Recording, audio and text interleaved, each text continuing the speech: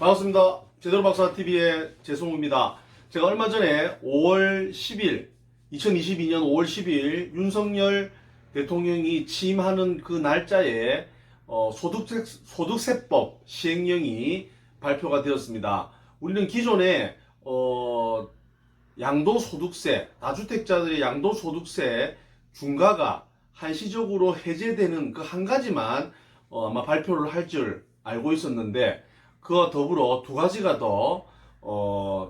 시행령이 발표가 되었습니다. 그래서 제가 얼마 전에 그 유튜브에 제대로 박사 TV에 요 세 가지 부동산 시행령 발표된 부분에 대해서 좀 자세하게 여러분들에게 설명을 드렸습니다. 자, 그럼 오늘 제대로 박사 TV에서는 요 세 가지 그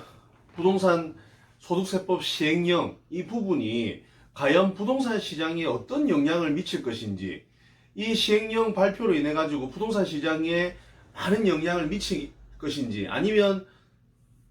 태풍이 아니라 그냥 미풍에 그칠 것인지, 시장은 어떻게 움직일 것인지를 한번 예측해보고 여러분들과 같이 한번 생각해보는 그런 시간을 가지도록 하겠습니다. 자, 먼저 저는 첫 번째, 양도세 중과 한시적으로 1년간, 그럼 1년이란 말은 2022년 5월 10일부터 2023년 5월 9일까지, 그럼 1년 동안 이제 양도소득세가 중과가, 양도소득세가 아예 폐지되는 게 아니라 양도소득세 중과가 폐지된다, 이런 이야기입니다. 그리고 여러분 아시다시피 이제 조정 대상 지역에 있는 아파트, 주택을 세 채 있으신 분들이 집을 팔게 되면 이제 양도소득세 기본 세율에다가 30%를 추가해야 되고, 두 채 중에 한 채를 팔게 되면 20%를 또 추가해야 되는 이 20%, 30%에 대한 이 중과가 내년 5월 9일까지 1년 동안 이제 한시적으로 폐지가 된다, 이런 이야기입니다. 그럼 결론적으로 주택을 많이 가지신, 조정 대상 지역에 주택을 많이 가지신 다주택자분들은 세금을 굉장히 많이 절약할 수 있는 분들이 나타나니까 이제 이 기회에 집을 좀 팔아야 되겠다. 내가 살고 있는 집, 투자 가치가 높은 집 말고 조금 가치가 떨어지는 집은 이제 팔아야 되겠다라고 생각하시는 분들의 매물이 증가할 가능성이 크다, 이래 보면 됩니다. 그러나 사실 이제 이런 중과세 양도소득세 중과에 대한 이 한시적 이 해제가 날짜가 조금 좀 아쉬운 부분이 있다. 뭐냐면 우리가 이제 그 모든 부동산의 재산세의 그 과세 기준일이 항상 매년 6월 1일 기준입니다. 근데 올해는 6월 1일이 지방선거였기 때문에 5월 31일까지는 내가 가지고 있는 집을 매도를 해야지, 잔금을 쳐야지 종합부동산세라든지 재산세를 이제 안 내도 매수인이 내게끔 할 수가 있는데, 이게 지금 5월 10일부터 5월 31일이라고 하는 날짜는 아무래도 중과가 해제된 부분도 있지만 플러스 알파로 재산세, 종합부동산세도 좀 안 내게끔 내가 세금 내야 되는 부분을 조금 어떻게 좀 깎아서 좀 싸게 내놓는 사람들이 그동안 좀 많이 있었다, 이런 이야기입니다. 근데 5월 10일날 발표가 되고 나서 이게 3주 동안 계약, 중도금, 잔금까지 치려고 하면 시간이 촉박합니다. 그러면 실제적으로 이 법이 좀 빨리, 문재인 정권 때 빨리 좀 시행해서 한 기간이 좀 길었다라고 하면 굉장한 매물들이 아마 나와가지고 부동산 공급으로 인한, 다주택자들의 물건 내놓는 공급으로 인해서 가격이 좀 떨어지고, 이 기회에 또 집을 살려고 하시는 무주택자분들은 좋은 기회가 아마 될 수도 있었을 건데, 아마 이 점은 조금 아쉽지 않을까, 그렇게 생각을 하고 있습니다. 그러면 만약에 이제 6월 1일이 지나고 나면 이제 1년이라는 시간, 즉 우리 내년 5월 9일까지 시간이 아직 남아 있으니까 그동안 금매로 인해 보유세도 낮추고 중과도 좀 혜택받고 이런 사람들이 이제 재산세, 보유세는 이제 또 내야 되는 입장이니까, 그런 사람들은 이 금매에 대한 부분들이 조금 물건은 줄어들 가능성이 있지 않을까. 내가 한 몇천만 원 종부세 내야 될 거를 막 5월 31일까지 팔게 되면 그 세금 내는 걸 내가 매수자한테 깎아주겠다, 이런 매물들이 기존에 한 두세 달 동안 계속 좀 싸게 나온 부분이 있었고 실제 거래가 된 부분들이 제발 좀 있었습니다. 그런데 그 제도가 이제 없어지면서 6월 1일부터는 사실상 금매에 대한 부분들은 조금 사라질 가능성이 크고 그로 인해 가지고 서로 매수자와 매도자 간에 좀 눈치 게임이 좀 발생할 가능성이 있다. 그렇다고 해서 매도자도 지금처럼 똑같이 막 싸게 막 내놓은 것보다는 아직 기간이 아직 1년 남아 있으니까 그 기간을 보면서 조금 관망한 자세로 될 가능성이 있지 않을까 생각하고 있습니다. 그리고 정부에서 이 한시적이라는 것을 1년을 두었는데 원래는 인수위 때 한 2년도 이야기하고 대통령 그 후보 시절에도 한 2년 동안 해주겠다 이런 이야기 있었는데요. 제가 생각할 때 이 한시적은 아마 1년으로 그치지 않고 내년에 아마 시장 상황을 보고 1년 더 아마 유예를 더 해주지 않을까, 아니면 더 시장을 더 보면서 또 일반적인 신축으로 인한 아파트 공급이 좀 어렵다라고 보면 다주택자들의 매물을 좀 끌어들이기 위해서 좀 시장이 나오게 하기 위해서 이 한시적 이 중과 제도는, 중과 배제는 좀 계속 1년 1년씩 계속 늘어날 가능성이 있는데, 제가 제 생각에 99.9%는 내년이 끝나지 않고 아마 1년 더는 꼭 가지 않을까, 해서 한 2년은 가지 않을까라고 조심히 예측을 해보겠습니다. 왜냐하면 2024년 4월 아마 10일이 이제 국회의원 선거가 있습니다. 아마 국회의원 선거를 앞에 두고 윤석열 정부가 이렇게 태어난 이유가 부동산 정책 때문에, 부동산 때문에 정권이 바뀌었는데요. 이런 부동산 정책에 대한 규제 부분을 아마 좀 풀어주는 아마 정책을 펼칠 거라고 판단한다면 아마 요거는 국회의원 선거가 있는 2024년까지는 충분히 연장이 될 가능성이 크고, 거기 더 연장되는 그런 한번 상황을 좀 지켜보고 아마 결정할 것이다. 그래서 지금 1년을 만들어 놨다 이렇게 보시면 됩니다. 그러나 시장 반응은 실제적으로 지금 며칠 지나진 않았지만, 저도 현장에 있지만 크게 막 바뀌거나 막 매물이 막 그로 인해 가지고 5월 10일 이후부터 매물이 막 들어오거나 막 쌓이거나 이런 경우는 없이 그냥 조용하게 그냥 똑같이 그전과 똑같이 지내고 있습니다. 만약에 이번에 5월 10일 날 정책이 발표되었을 때 좀 시장이 좀 활성화되고 좀 돌아가기 위해서는 취득세 중과 부분도 같이 아마 발표를 했으면 아마 집을 또 살려고 하는, 이 기회에 집을 좀 살려고 하는 뭐 다주택자분들도 이 취득세 조정대상지역 3채 이상 사면 12%를 내야 되고, 두 채는 또 8%까지 내야 되니까 이 취득세가 겁이 나서, 취득세가 너무 많이 남기 때문에 부담스러워서 집을 못 사는 분들이 4.6%를 낮춰줬다라고 하면 아까 그 양도세 중과 일시적 완화와 더불어서 아마 좀 큰 아마 시장에 영향을 많이 미쳤을 건데, 또 취득세에 대한 완화 부분은, 중과에 대한 완화 부분은 발표를 하지 않았기 때문에, 물론 이게 이번에 그 국정과제, 인수위의 그런 국정과제에는 취득세 완화 부분은 들어 있습니다. 근데 이게 같이 하게 되면 시장에 좀 또 너무 또 뜨거운 시장이 불기 때문에 또 오히려 역풍을 불 수 있다라고 판단을 해서 아마 요거는 좀 이따 발표를 하지 않을까라고 생각하고, 오히려 더 시간이 좀 늦춰줄 수 있다라고 하는 전문가분들의 또 생각도 있다 보니까 좀 조심스럽지 않을까, 그렇게 예측을 해볼 수가 있습니다. 그리고 그 1세대 1주택 양도세 비과세에 대한 보유 기간, 우리가 이제 마지막으로 팔고 나서 마지막 주택이 1주택이 되었을 때 새로 리셋 해가지고 새로 또 1세대 1주택 비과세 요건을 갖춰야 되다 보니까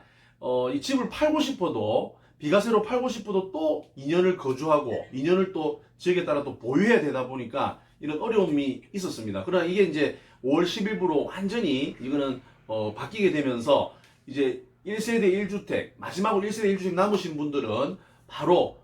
이 주택의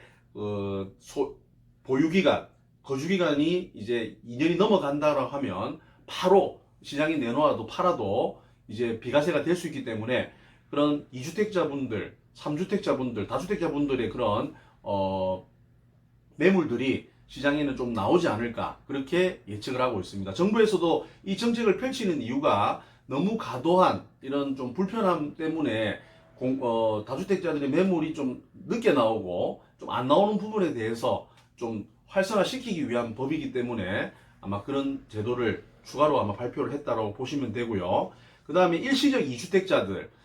사실은 우리가 일시적 2주택자라고 하시는 분들은 뭐 투기를 하시거나 이렇게 하시는 분이 아닌데 어쩔 수 없이 주택을 사고 나서 A를 사고 나서 1년이 지나고 나서 뭐 몇 년 지나서 어쩔 수 없이 내가 이사를 가야 되기 때문에 B를 사야 되는 입장인데 B주택을 A가 안 팔리기 때문에 전세를 놓고 신규 주택을 산 날로부터 3년 안에 팔아라는 게 원래 일시적 2주택자의 그런 법의 취지였습니다. 그래서 그런 분들도 이제 혜택을 주겠다라고 하는 부분이었는데 이게 이제 약간 투자자들에게 있어서는 어떤 그 비과세를 계속 받을 수 있는 그런 투기성 투자로 이렇게 만들어지다 보니까 이게 이제 정부에서 이게 이 기간을 2년으로 뒀다가 다시 또 1년 두면서 또 조정 지역은 1년 안에 또 신규 주택에 또 전입을 해야 되고 전입하면서 또 한 달 이상 살아야 되는 뭐 이런 또 불편함을 주다 보니까 기존에 거기 살고 계셨던 세입자를 또 쫓아 보내야 되고 또 이렇게 불편함이 계속 시장에 남아 있었습니다. 그래서 약간 징벌적 이런 규제 부분을 없애면서 특히 비과세 받을 수 있는 분들은 최대한 빨리 시장에 매물을 내놓으면서 팔 수 있도록 비과세 받을 수 있도록 그렇게 제도를 좀 완화시켜 준 부분에 대해서는 아마 다주택자 분들이 좀 비과세를 받고 집을 처분할 물량들은 아마 6월 1일 이후에도 계속 나올 수 있겠다 이렇게 판단하고 있습니다. 사실 윤석열 정부가 문재인 정부의 그런 부동산 너무 실패에 대한 정책 때문에 대통령이 당선되어 가지고 윤석열 정부가 이제 취임을 하게 되면 엄청난 빨리 부동산을 완화를 시키고 좀 활성화시키겠다라고 생각했던 분들은 사실 지금 약간 좀 패닉 상태는 아니지만 조금 실망하는 이런 부분들이 상당히 많이 나타나고 있는 것은 사실입니다. 그런데 우리 지금 국토부 장관도 사실은 원희룡 우리 지금 후보자 옛날 국민의힘 후보자였던 분인데 또 정치인이 국토부 장관을 맡았습니다. 옛날 문재인 정권에서도 우리 국회의원 정치인이 국토부 장관을 맡아가지고 사실상 좀 잘못된 정책으로 인해 가지고 부동산이 너무 많은 상승, 뭐 임대차 3법이라든지 여러 가지 부동산 규제, 집을 못 팔게 하고 못 사게 하고 막 세금을 가게 하는 이런 부분에 대해서 너무 어려움을 겪었는데 원희룡 정치인도 이제 국토부 장관이 되면서 사실은 그 전에 국토부 장관이 했던 여러 가지 그런 실패에 대한 부분들을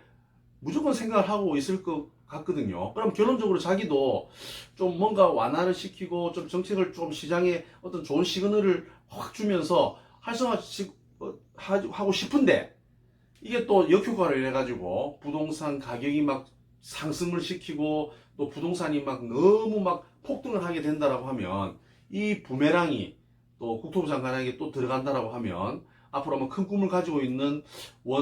국토부 장관은 상당히 어려움을 겪을 수 있기 때문에 상당히 조심스럽게 정책을 드라이브를 걸 가능성이 저는 크다라고 보고 있습니다. 그래서 시장은 우리가 생각한 만큼 그렇게 막 활성화되고 규제 완화가 확 대폭 풀어주고 이러지는 않을 것 같고요. 아마 선거가 끝나고 나더라도 좀 조심스럽게 정책을 펼칠 가능성이 있다라고 보면 우리가 생각했던 그런 완화에 대한 그런 많은 혜택들, 정책들이 다주택자들에게도 아마 좋은 투자로 쓰여지기보다는 좀 조심스럽고 좀 지켜보자, 약간 관망을 해보자라고 하는 투자 심리가 계속 많아지고 시장에는 팽배해질 가능성이 있지 않을까 그렇게 예측을 하고 있습니다. 그래서 저는 올 초에 윤석열 정부가 만약에 대통령이 되면 집권 초기에는 굉장히 부동산 시장이 활성화되고 가격이 많이 올라간다. 왜? 부동산 규제를 많이 풀고 이 재개발 재건축도 활성화시키면서 주변 부동산 가격이 좀 많이 상승할 것 같고 아마 정권 말기가 되면 어떤 공급이 이제 들어오면서 이제 시장을 좀 안정화시킬 거다라고 예측을 했는데 지금 정책적으로 흘러가는 것, 시장 상황, 정치적인 이런 변수를 이렇게 살펴봤을 때는 생각만큼은 아마 활성화되거나 가격이 좀 어느 지역이라도 하기가 좀 어렵지 않을까 이렇게 예측을 할 수 있습니다. 물론 지역마다 좀 차이는 있고요. 그 지역에서도 계속 지금 상승하는 지역, 부산도 지금 보면 해운대구 같은 경우에는 센텀에 있는 트럼프홀드 아파트는 지금 34평이 17억 5천 역대 최고가를 찍었습니다. 그러니까 어떤 부산이면 부산, 뭐 어떤 그 지역에 대표할 수 있는 1등 지역들은 아무래도 지금도 따분따분 가격이 좀 상승하는 지역도 아직도 많고요. 앞으로도 호재가 또 많은 이런 지역들은 부동산이 꿈틀거릴 수 있는 그런 내용들이 많기 때문에 앞으로도 상승을 좀 여력을 가지고 있다라고 보고 있지만 전체적인 시장을 봤을 때는 하락은 지금 시장에 있어서 금리 상승이라든지 우크라이나 사태, 중국 봉쇄 뭐 등등 실물 경제라든지 물가 상승이 너무 지금 많이 이렇게 대외적 변수가 부동산 시장에는 좀 너무 안 좋기 때문에 상당히 좀 어려움을 겪을 가능성이 있는 게 좀 사실이 아닐까 그렇게 예측을 할 수 있습니다. 자, 그러면 일반 우리 투자자분들 같은 경우에는 무주택자분들 같은 경우에는 일단 어떤 스탠스를 취해야 되냐면 내가 가점이 좀 높거나 가점이 한 50점 이상 되시는 분들 또는 내가 특공 신혼부부 특별공급이라든지 생애 최초 뭐 다자녀라든지 이런 특공을 사용할 수 있는 분들은 최대한 청약 시장에 문을 두드려 가지고 내가 좋은 지역에 내가 실거주 목적으로 내가 당첨되게끔 이렇게 준비를 하시는 게 좋고 가점이 20점, 30점 이렇게 점수가 낮으신 분들은 시장 상황을 잘 살펴보고 지역마다 너무 많이 오른 아파트가 가격이 좀 많이 좀 떨어졌던 그리고 또 금매가 나오는 이런 물건들은 여러분 실거주로 내 집 마련으로 한번 잡아보는 것도 저는 한번 기회가 될 수 있지 않을까 그렇게 생각을 하고 있습니다. 그리고 다주택자 분들은 지금 막 매수 심리를 키워가지고 지금이 기회다라고 막 잡으려고 막 뛰어드는 것보다는 조금 관망하는 자세로 정부 정책에도 귀 기울여 보고 또 선거 끝나고 나서도 또 부동산 정책이 어떻게 바뀌는지 살펴보면서 조금 천천히 좀 보수적으로 접근을 하는 것이 저는 맞지 않을까 그렇게 예측을 하고 있습니다. 그러나 사실은 우리가 항상 투자든 이렇게 어떤 행동을 하는 데 있어서는 이런 식이라고 투자를 하지 않고 너무 가격이 올라가기 때문에 투자를 하지 않고 너무 가격이 떨어진다 해가지고 또 비관적으로 볼 게 아니라 항상 틈새 시장에 투자할 물건들은 언제든지 있다. 그래서 그거를 여러분들이 남들은 다 생각하지 않을 때 나는 들어간다든지 남들은 다 팔고 나올 때 나는 들어가고 남들이 막 살려고 막 뛰어들 때 나는 팔고 나오는 어찌 보면 좀 시장하고 너무 시장과 이렇게 일희일비하고 매스컴에 나오면 막 불안해하고 막 초조해하고 막 폭등한다고 달려들고 이렇게 하는 것보다는 한 번 더 생각하면서 좀 반대로 생각해 보는 것도 여러분이 부동산 투자를 하는 데 있어서 상당히 큰 시세 차익과 아니면 또 여러분 소신 투자를 할 수 있는 그런 게 되지 않을까 그렇게 제 생각을 한번 말씀을 드려봤습니다. 그래서 제가 소득세법 시행령 세 가지 저번 유튜브에서는 좀 자세하게 설명을 드렸고요. 이번 제대로 박사 TV에서는 소득세법 시행령을 가지고 부동산 시장이 앞으로 좀 어떻게 흘러갈 것인지에 대한 전체적인 좀 숲을 볼 수 있는 시간을 가졌습니다.